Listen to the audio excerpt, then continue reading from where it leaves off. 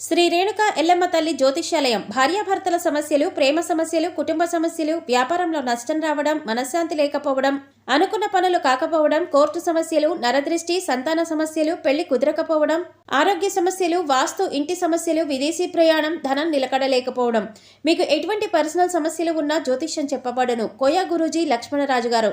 Cell number 8466923012. ఓం శ్రీమాత్రే నమః. ఛానల్లోకి స్వాగతమండి. ఈ రోజు వీడియోలో మనం ధనుసు రాశి వారికి సంబంధించిన పూర్తి వివరాలు తెలుసుకుందాం. ఈ నెల 28న అమావాస్య. ఈ రాశివారు ఈ నెల అమావాస్యలోపు మీరు ప్రాణం పోయినా కూడా చేయకూడని తప్పులేంటో తెలుసుకుందాం. అయితే ఈ రాశివారు ఏ విషయంలో జాగ్రత్తగా ఉండాలి, ఈ సమయంలో ఏ తప్పులు అస్సలు చేయకూడదు అనే అంశాలను ఈ వీడియోలో మనం వివరంగా తెలుసుకుందాం. కానీ అంతకంటే ముందుగా మీరు కనుక మన ఛానల్ని ఇప్పటి వరకు సబ్స్క్రైబ్ చేసుకోకపోతే సబ్స్క్రైబ్ చేసుకొని పక్కనే ఉన్న బెల్ ఐకాన్ నొక్కి ఆల్ సెలెక్ట్ చేసుకుంటే మేము ఇలాంటి వీడియోస్ అప్లోడ్ చేయగానే ముందుగా మీకు నోటిఫికేషన్ వస్తుంది. ఇలా నోటిఫికేషన్ మిస్ అవ్వకుండా మీకు వస్తే మీకు ఉపయోగపడే ఎన్నో రకాల పరిహారాలు ఆచరించి మంచి ఫలితాలను పొందవచ్చు. అలాగే వీడియోని ఎక్కడా కూడా స్కిప్ చేయకుండా చివరి వరకు చూస్తేనే మేమేం చెబుతున్నామో మీకు పూర్తిగా అర్థమవుతుంది. ఇక వివరాల్లోకి వెళ్తే ఈ రాశి విద్యార్థుల్లో ప్రతిభ వెలుగులోకి వస్తుంది. కొన్ని వివాదాలు పరిష్కారమవుతాయి. కుటుంబంలో సంతోషకరంగా గడుపుతారు. వాహనాలు, ఆభరణాలు కొంటారు. విద్యార్థుల శ్రమ ఫలిస్తుంది. వ్యాపారాలు లాభసాటిగా ఉంటాయి. పెట్టుబడులు సమకూరుతాయి. వ్యాపకాలు పెరుగుతాయి. ఉద్యోగస్తులు కొత్త బాధ్యతలు చేపడతారు. ఆకస్మిక ధనప్రాప్తి కలగవచ్చు. అంటే వడ్డీ రూపంలో కానీ, చెక్కు రూపంలో కానీ ధనం చేతికందుతుంది. స్త్రీలు ఆరోగ్య విషయంలో జాగ్రత్తగా ఉండాలి.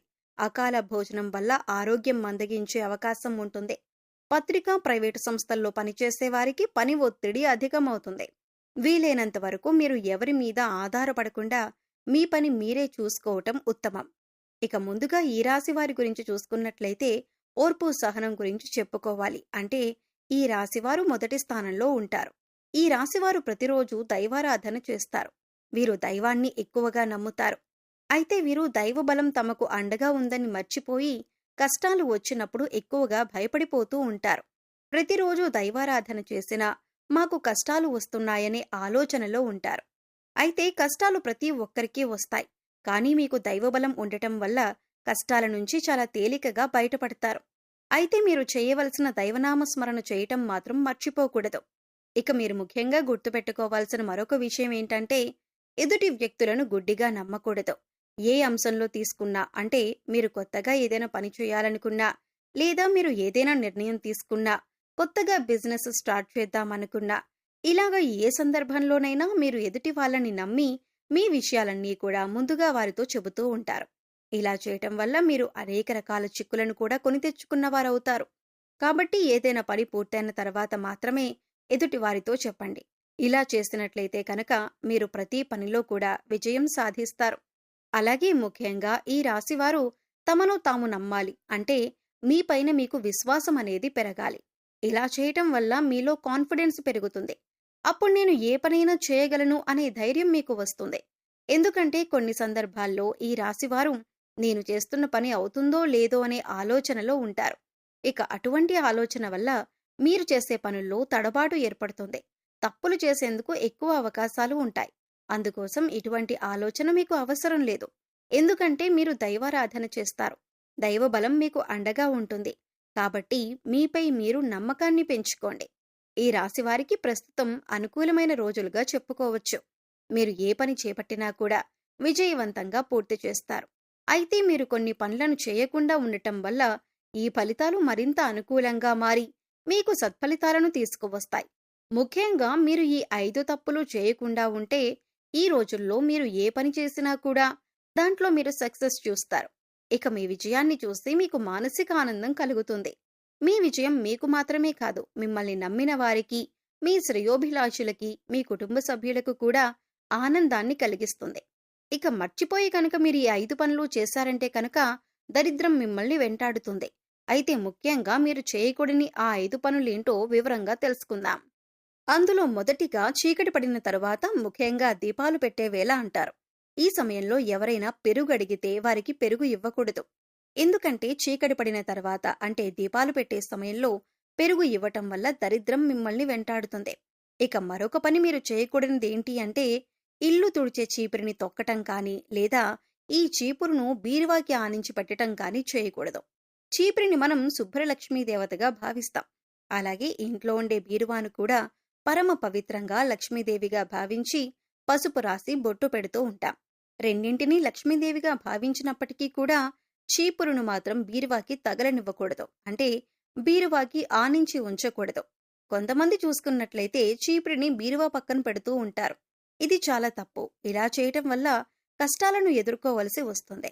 ఇక మరొక పని మీరు చేయకూడని పని ఏంటంటే, మీ వల్ల ఏ ఆడవారు కూడా కన్నీళ్లు పెట్టుకోకుండా చూసుకోవాలి.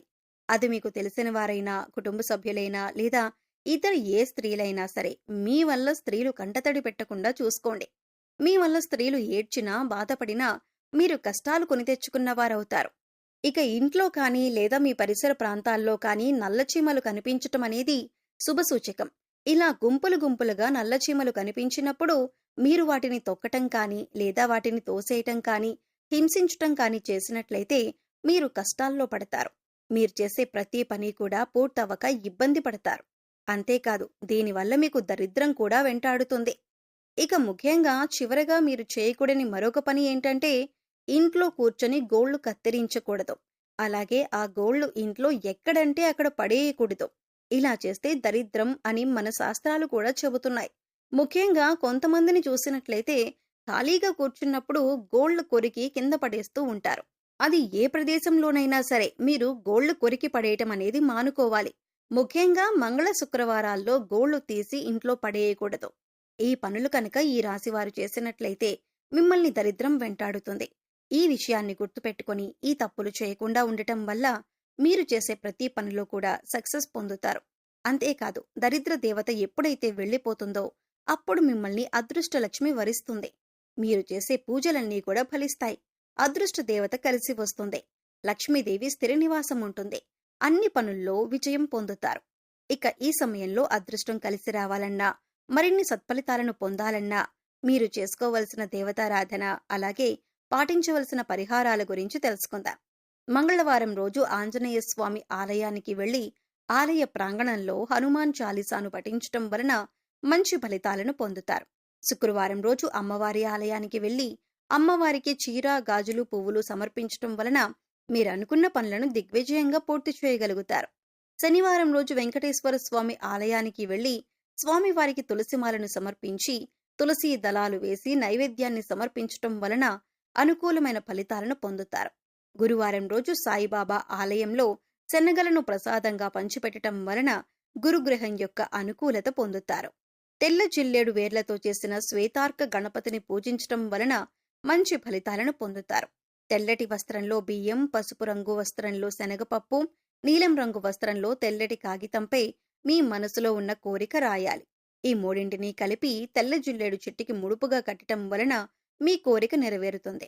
నవగ్రహాలను పూజించి వాటికి అభిషేకం చేయటం వలన మంచి ఫలితాలను పొందుతారు.